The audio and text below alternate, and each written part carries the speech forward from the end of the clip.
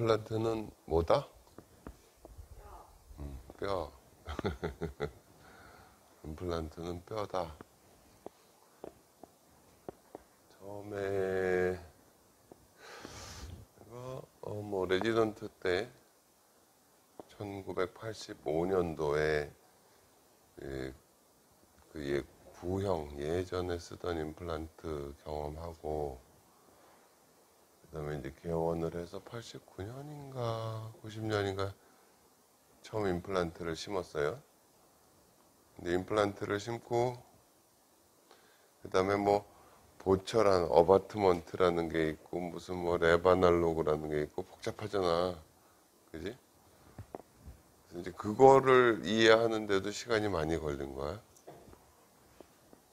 그래서 이렇게 하다 보니까 임플란트라는 게 결국은 뼈에다가 나사못을 박는 건데, 그죠? 뼈에다 나사못을 박아서 그 나사못에다 이를 이렇게 만들어 붙이는 거잖아.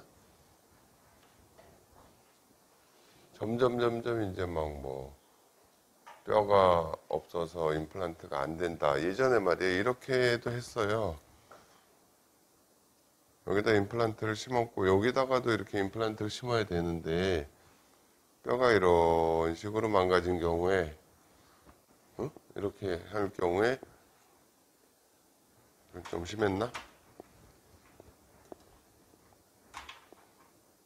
여기에 이제 이렇게 임플란트를 이렇게 심고 여기다가 기둥 달고 기둥을 이렇게 뭐 꺾어지게 어떻게 이렇게 만들어 가지고 이런 식으로도 일을 하고 그랬어요. 근데 나는 물론 이제 나도 이런 식으로 시술을 해본 적이 있지만 어떻게 시간이 지나면서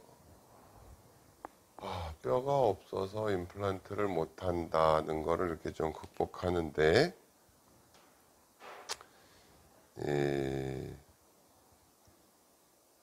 사람이 이렇게 나이를 들면 이렇게 다 조금씩 이렇게 뭐 조직이 좀 죽어간다 그럴까? 뭐 그런 근데 그거를 없어진 조직을 다시 이렇게 만들어서 원래 어떤 그 원 상태대로 처음 상태대로 이렇게 회복을 시켜주는 거 굉장히 해볼 만하다 그런 생각을 하게 된 거지.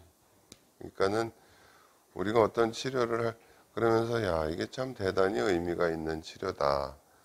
왜냐하면은 무슨 치료를 하면 이렇게 뭐 아픈 거를 잘라내고 뭐 이렇게 아물게 만들고 뭐 그렇게 해도 사실은 다시 이렇게 이제 나이가 들어서 변화했다 하더라도 이거를 젊은 상태로 바꾼다거나 이런 치료는 잘 없어요. 뭐 성형 수술 같은 거 하기도 그냥 조직 자체를 아예 이렇게 다시 회복시켜주는 그런 치료가 잘 없어. 뼈를 그래가지고 이제 뼈를 만들기 시작하고 뼈에 관심을 가졌는데 그래서 이제 우리가 어떤 뭐 적절한 그런 예를 들어서 책에 나오기는 이런 정도의 뼈가 임플란트 심기에 가장 적당하다. 그래서 심고 뭐 나중에 여기다 이렇게 이를 만들고 시술할 당시에는 이게 적당할 수 있지만 시간이 지나면 이게 이렇게 자꾸 뼈가 없어진다 그랬죠. 치아를 잡아주기 위해서 생긴 뼈기 때문에 치아가 빠지면 이렇게 자꾸 없어져 가는 거예요. 저절로.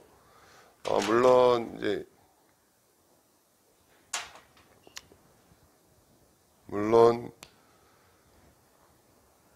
임플란트도 여기 임플란트의 어떤 정의 중에 하나가 여기 힘이 가해지면 이 임플란트를 통해서 이 뼈가 어느 정도 힘을 받아내야 되잖아요. 그러니까 뼈가 자기가 하는 일이 있기 때문에 뭐 뼈 흡수가 안 된다든지 적게 된다든지 뭐 그런 얘기도 있어. 어쨌든 기능을 하게 되니까 요 부분이 어떤 힘을 받게 되니까 그렇지만 뭐 10년 뭐 이렇게 지낸 분들 보면 대체로 이렇게 돼 있어요. 이렇게. 그래서 임플란트 보철까지 다 완성이 됐어. 아주 처음에 모양도 좋았어. 그랬는데 시간이 지나면 이런 변화들이 생기더라. 그래서 어떤 변화가 생기느냐 하는 거를 갖다가 조금 뭐 영어로다가 표현을 하면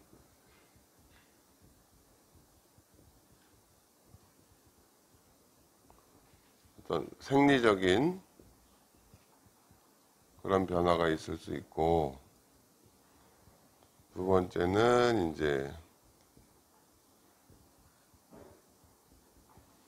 요거는 뭐 번역을 하자면 생물학적 뭐 이렇게 표현을 할 수가 있고,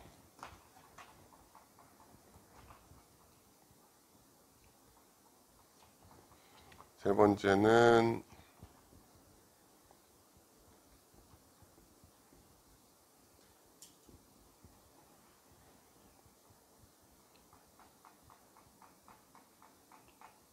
우리가 이제 뭐 의과대학이든 치과대학이든 어떤 사람 몸을 다루는 그 교육과정을 할 때 반드시 꼭 이렇게 생리학, 병리학 이런 걸 배운다고 했잖아요. 생리학이라는 거는 정상적으로 우리 몸이 어떻게 돌아가느냐 그런 거를 공부하는 심장은 어떻고 폐는 어떻고 콩팥은 어떻고 뭐 혈액은 어떻고 뭐 그런 정상 상태 이게 정상이야 하는 그런 걸 배우는 거고, 패톨로직이라는 거는 병리학적이라는 거는 병이 생겼을 때 이게 어떻게 변하고 어떻게 반응하냐, 그럼 뭐 이걸 치료하려면 어떻게 하냐, 이게 도대체 원인은 뭐냐, 뭐 이런 거예요. 병적인 상태.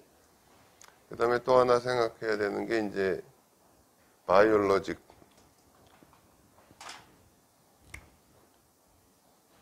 바이올로직이라는 거는 그러니까 생체라는 게 이런 이제 반응을 한다. 뭐 그런, 지난번에 여기서 요걸 얘기를 했어요. 요거를 생리학적으로 아무 문제가 없어도 이 할 일이 없어진 뼈가 이렇게 없어져 나가기 때문에, 물론 이분이 이걸 가지고 한 30년, 40년 뭐 이렇게 쓰시다가 돌아가실 수도 있죠. 아무 문제 없을 수 있지만, 혹여 또 중간에 이런 생리적인 골 흡수 때문에 뭘 다시 해야 된다든지 문제가 되는 것보다는 처음에 임플란트를 심고 여기다가 이렇게 좀 잘 녹지 않는 뼈를 만들어주면 좋겠다 하는 생각을 하는 거예요, 나는. 이렇게. 그러면 이 뼈가 없어지는 게 확실히 좀 예방이 되지 않겠냐. 근데 주로 여기가 혀 있는 쪽이라 그러면, 여기가 설측이라 그러면 주로 이 바깥쪽 뼈가 그렇게 많이 없어져요. 바깥쪽 뼈가. 상악이든 하악이든 건 마찬가지야. 바깥쪽 뼈가 이렇게 없어지기 때문에 가급적이면 그래서 조금 임플란트를 중앙보다 약간 이렇게 설측으로 심게 되고 뭐 그런 부분들이 있어요. 그러니까 그런 얘기를 지난 시간에 했고, 오늘 할 얘기는 이제 이 생물학적인 어떤 변화에 대해서 좀 얘기를 할게요.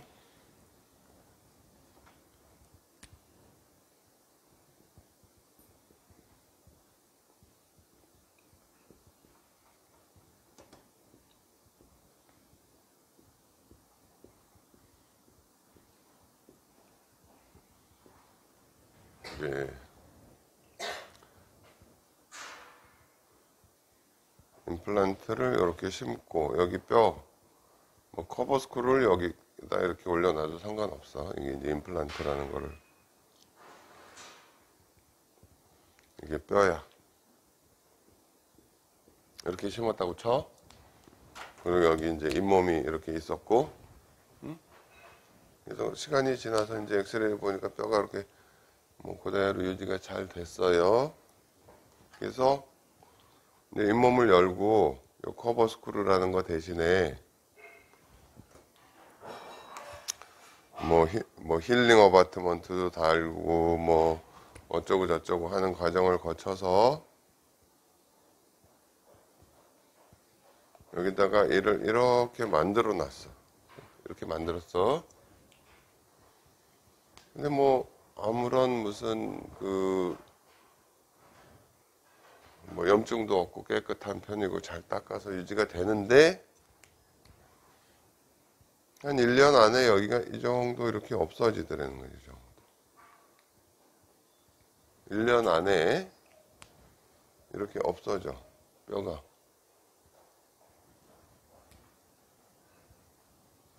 옛날에 임플란트가 뭐 요즘도 마찬가지지만 이렇게 나선이 있잖아요. 근데 뼈가 이렇게 없어지는 거야. 그래서 처음에는 첫 번째 나선이 있는 데까지 뭐 뼈가 내려가더라. 그런 얘기를 하기도 했는데 그게 아니고 대략 한 1.5mm 정도 뼈가 내려가더라는 거지. 뼈가 이렇게 내려가. 어떤 경우나 다 이렇게 내려가더라는 거예요. 뼈가. 그 다음에는 또 잘 안 내려가고. 그래서 이게 뭐지? 왜 이렇게 되지? 왜 이런 일이 일어나지? 그래서 이렇게 이제 연구를 하다 보니까 이게 지금 한 덩어리잖아요. 한 덩어리고 여기 이제 보철물이 올라가면 틈이 생겼잖아요.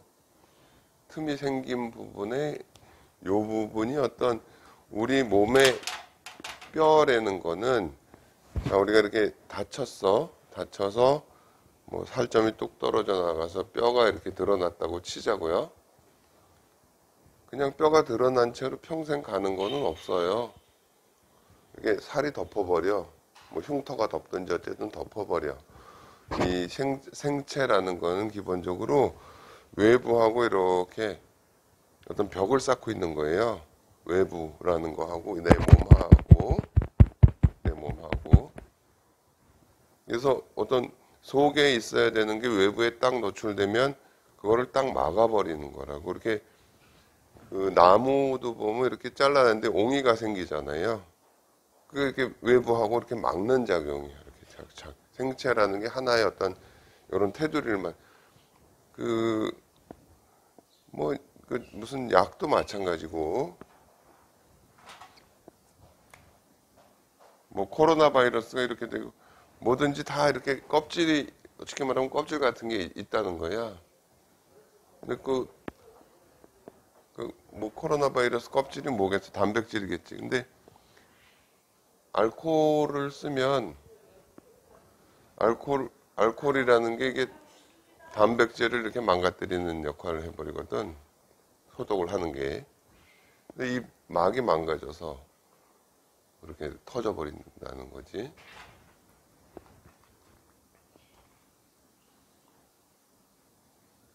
그러니까는 이 뼈는 요 부분이 어떤 외부 자극이 되는 출발점이 되기 때문에 거기서부터 이렇게 물러나 버리는구나. 그렇게 생각을 한 거예요. 뼈라는 거는 물러나 버리는 거구나. 외부 자극에서부터 최소한 1.5mm 정도는 내가 바깥에. 그래서 여기가 살로 채워지는 거죠, 이 부분이. 이 부분이 이렇게. 이거는 병적인 게 아니라고 봐요. 항상 이렇게 돼. 그래서 물론 이거를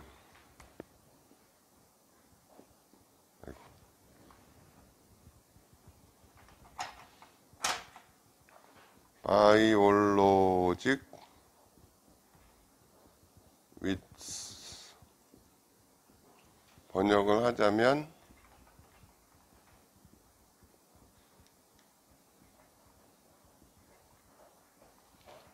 우리가 그냥 폭 그러는데 무슨 폭의 크기를 폭경 이렇게 생물학적 폭경이라는 게 있다. 자, 다시 봐. 여러분도 어떻게 장난하다가 다쳐서 살이 뚝 떨어져 나가서 뼈가 드러났다 그러면 그 위에 최소한 1.5mm 정도 이렇게 살이 덮인다 그 얘기야. 외부로부터. 이 뼈는 원래 몸속에 들어있는 부분이잖아요. 외부랑 여기가 외부구나. 여기가 요 부분이 어찌됐든 여기 뭐 약간 흔들리기도 하고 요 틈에 뭐 균이 들어가기도 하고 그렇게 우리가 이제 임플란트를 해서 정상적으로 잘 치료가 됐다 하더라도 이런 문제가 생기더라는 거야. 근데 이게 지금 이쪽으로도 이렇게 지금 이렇게 망가진 게 이것도 1.5mm, 이것도 1.5mm 그렇게 돼요. 여기도 1.5mm, 바깥쪽으로도 1.5mm 이렇게. 그거를 뺑 돌아가면서 그렇게 되잖아. 그러니까 뺑 돌아가면서 안은 조금 이런 모양으로 뼈가 내려가는 거야 이렇게.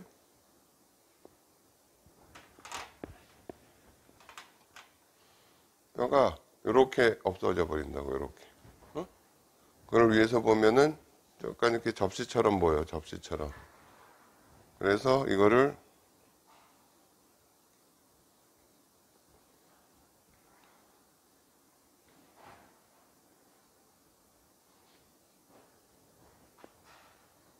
소서리제이션 그렇게 소서라는 게 이게 접시란 뜻이거든.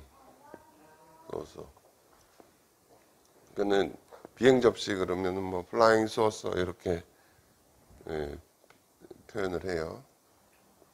이게 우리가 그냥 엑스레이를 단면적으로 볼 때는 이렇게 내려간 것 같아 보이지만 이렇게 외부라고 생각되는 데서부터 주변으로 1.5, 이 바깥으로 1.5mm, 이쪽으로 1.5mm 이렇게 뼈가 내려가. 그리고 이때부터는 더 그렇게 많이 내려가거나 그러질 않아.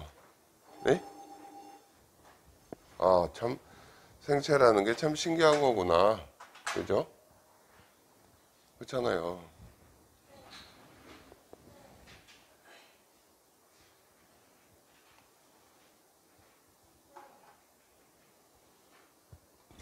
그래서 요거 바이올로직 위드스라는 그런 이거는 뭐 임플란트 주변뿐 아니라 우리 몸이 이제 뼈에 대해서만 얘기를 했지만 다른 것도 외부로부터 차단하기 위해서 일정 간격을 두려고 하는 그런 게 다 생물학적인 그런 어떤 반응이다라는 거죠. 생체라는 게 이런 거구나. 이렇게 반응하는구나. 그걸 알게 된 거지. 그래서 이제 애초에 내가 얘기하고자 하는 게 임플란트 보철 후에 치조골이 어떻게 변하냐. 그러면 생리적으로 뼈가 흡수되는 것도 있고, 그 다음에 바이올로직 위드스에서 이렇게 흡수되는 부분도 있고, 그러면 그거를 도대체 어떻게 이제 극복을 할 건가 하는 생각을 해야 되잖아요. 그래서 지난번에는 이 생리학적으로 이렇게 뼈가 흡수되는 걸 막기 위해서 예방적으로 뼈를 좀 만들어 놓는 게 좋겠다라는 얘기를 했고, 이 바이올로직 위드스를 안 생기게 하려면 또 어떻게 하면 좋은가 라는 얘기를 해야 되겠죠. 그죠? 그거는 이제 다음 시간에 또 할게요.